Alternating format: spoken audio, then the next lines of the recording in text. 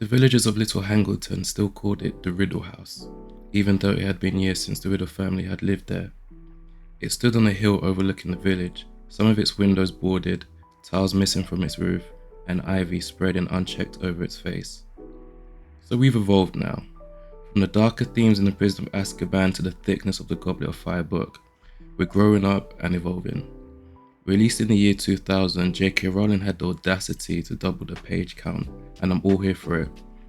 Also, the start is different from the usual format, and so are the events that unfold before we even get to Hogwarts. It takes us 150 pages or so before we even get onto the Hogwarts Express.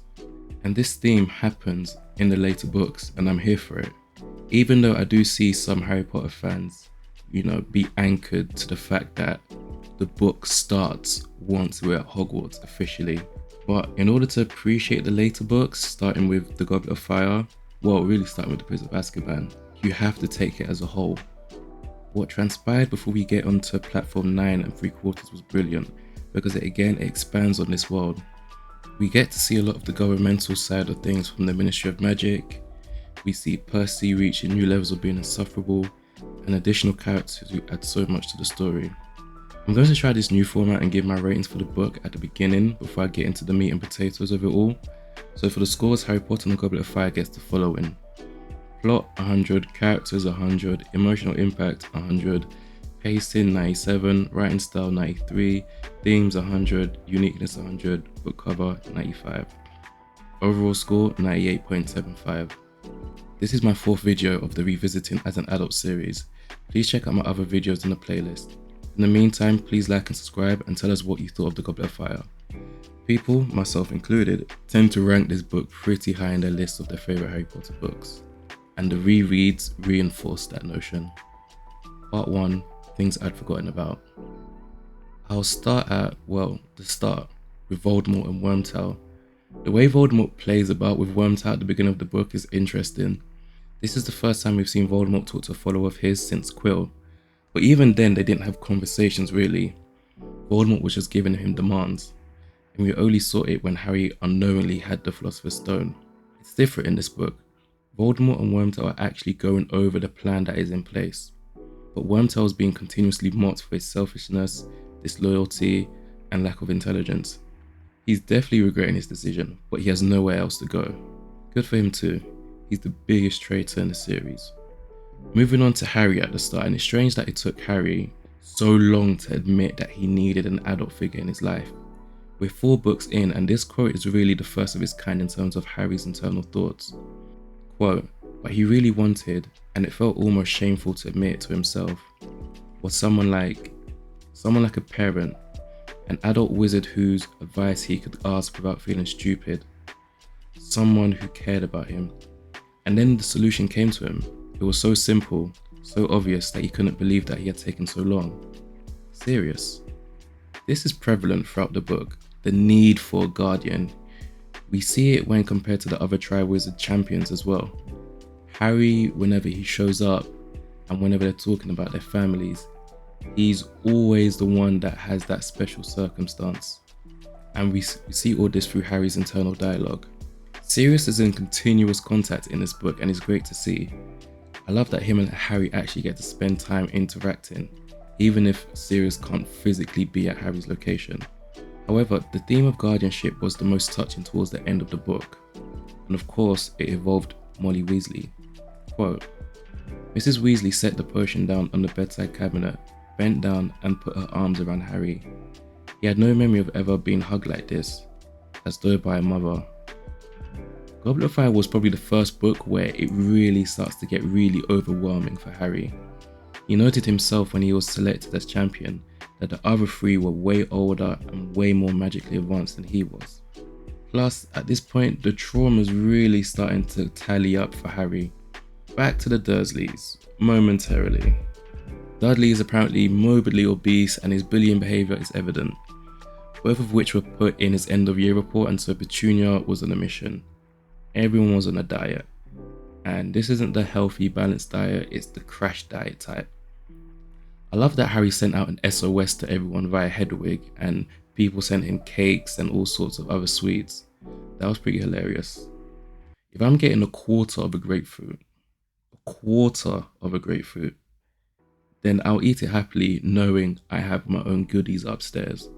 This Dursley introduction is nicely done and shows progression in that twisted family in a twisted sort of sense. They're still abusive as hell, but life is a bitch for them too at times. I also appreciate that the start of the book now doesn't totally revolve around them.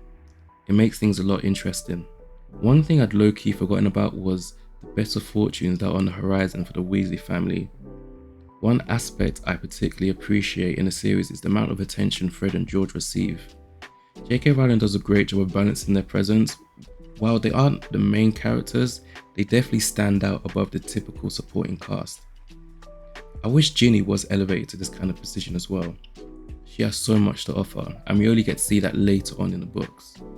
The twins' journey into entrepreneurship with the Weasleys, Wizard Wheezes, adds depth to their characters, though it causes tensions with Molly, who isn't thrilled about their business venture. Even though, as a kid, I remember that Harry was the one that got them off the ground financially. But as I reread it as a grown-up, that moment is still very touching. The twins deserve it as they have been hustling. I did, however, forget about Hugo Bagman. The man, the myth, the legend. He's a welcomed addition in this book.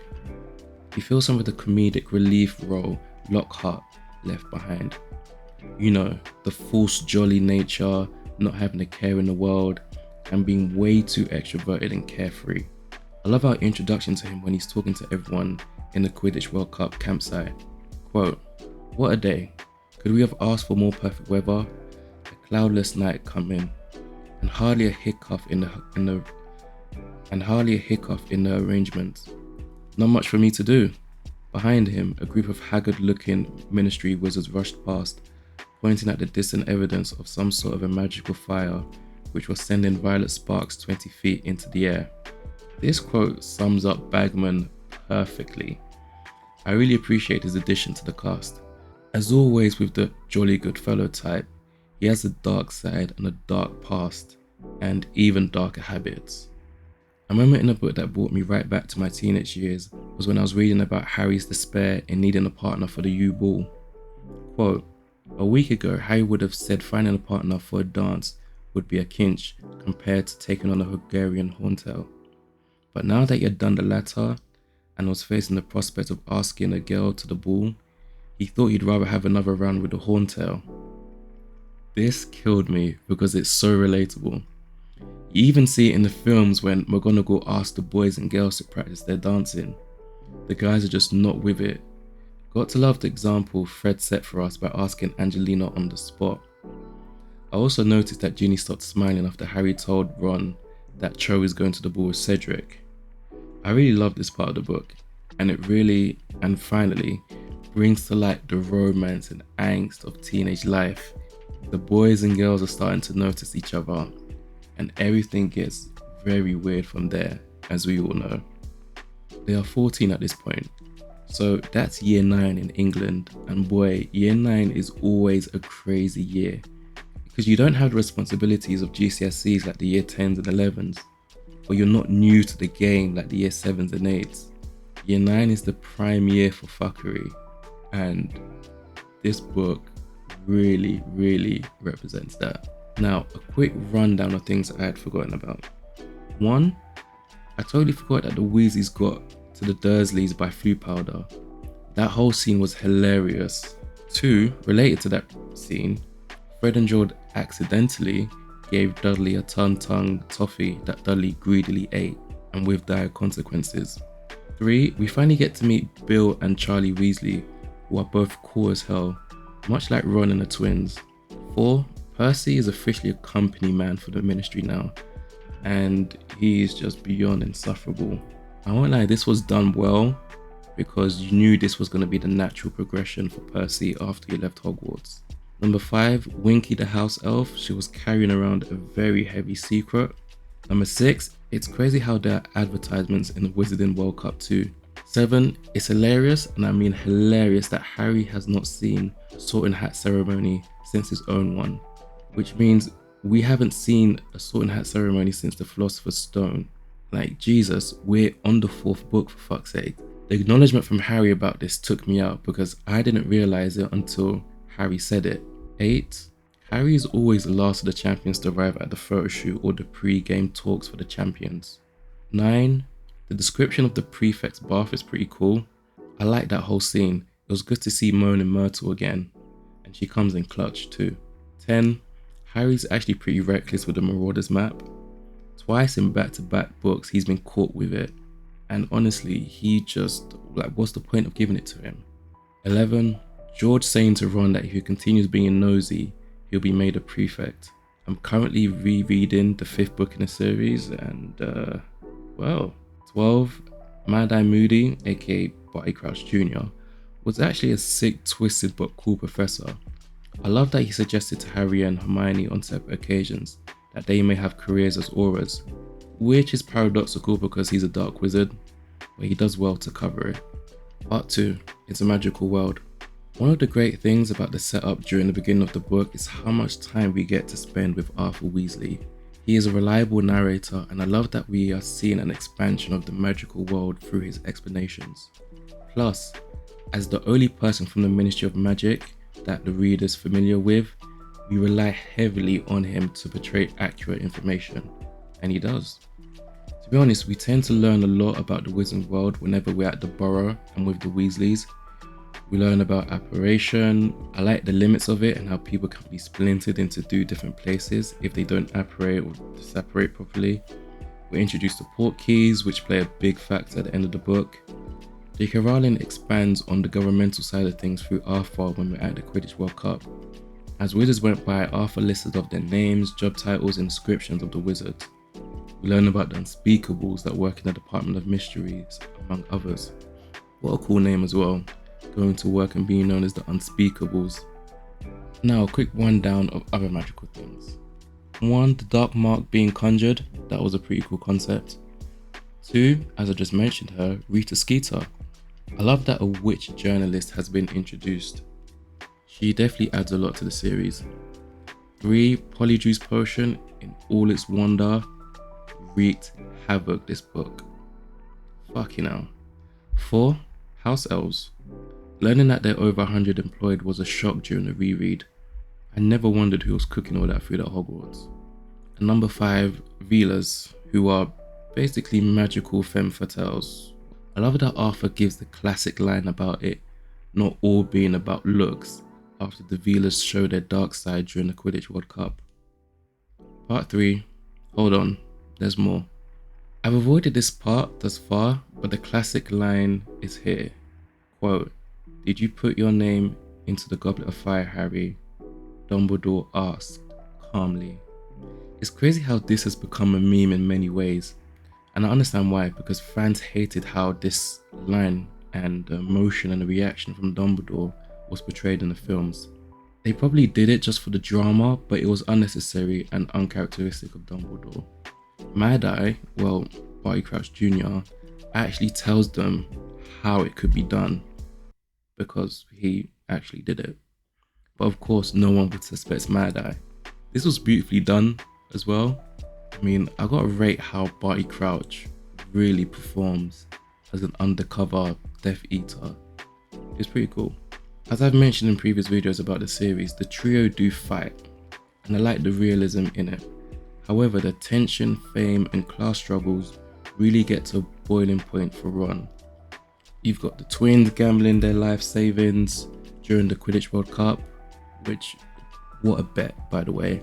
You got the Tri-Wizard prize money, which is wanted by everyone for obvious reasons. Additionally, we get to see a lot of the more professional side of things. It's still a capitalist system, and it's notable that we get to read about Percy, Bill's, and Charlie's work. We even see the stress in Arthur's job after the madness at the end of the Quidditch World Cup. When it comes to talking about money, we're moving beyond the whole Harry has a lot of money in Gringotts type of conversations. But with that comes a lot more serious emotions and a lot more risk of things falling apart. And we see that with Ron and Harry's friendship. They both share a lot of triumph and loss in the series, and they've been graceful to each other. But sometimes things fall apart regardless. Oh, Ron was even squabbling with Harry when he bought him stuff at the Quidditch World Cup. Dialogue was exchanged back and forth regarding Christmas presents and how Harry had spent too much money on him. Again, the page count has doubled, so we get to see more of the pressures our favourite characters face. Moving on. After Harry's named as an unexpected fourth champion, everyone besides Hagrid and Hermione turn on him. Even Ron. Quote, he thought he could have coped with the rest of the school's behaviour if he could just have had Ron back as a friend, but he wasn't going to try and persuade Ron to talk to him if Ron didn't want to. Nevertheless, it was lonely, with dislike pouring in on him from all sides. Harry's loneliness was written so well in this book. He was really getting pummeled from everyone. No one believed that he didn't put his name in the Goblet of Fire. Malfoy was on a mission with the Potter Stinks badges, and Ron had enough with Harry getting all the attention. But, as always with the trio, they come together, and I love the joy Harry feels when Ron is back on his side. The darkest theme we deal with is prejudice and shame, which is a continuation from the previous book. However, in this case we've gone from werewolves to giants and house elves. Quote, look what happened to Hagrid when Rita found out about his mother. Look at Fudge jumping to conclusions about her just because she's part giant. Who needs that sort of prejudice? I'd probably say I had big bones if I knew that's what I'd get for telling the truth. Because at this point, this isn't quite a children's book anymore. It's kind of gone into YA territory. And so things are really starting to escalate. And it's easy to be preachy once you kind of get to this kind of age, but you don't get that. Lastly, Lord Voldemort was back. He killed Cedric and everything's about to change. The Goblet of Fire is a fantastic book and we get over 600 pages of brilliance. It is one of the best books I've ever read and one of the highest rated ones too. It'll be interesting to see if it beats out the Half-Blood Prince, because for me that was my favourite book when I reread the series during 2020. Anyway, how did you find the book? Please let me know what you think in the comments and don't forget to like and subscribe. Thank you for watching.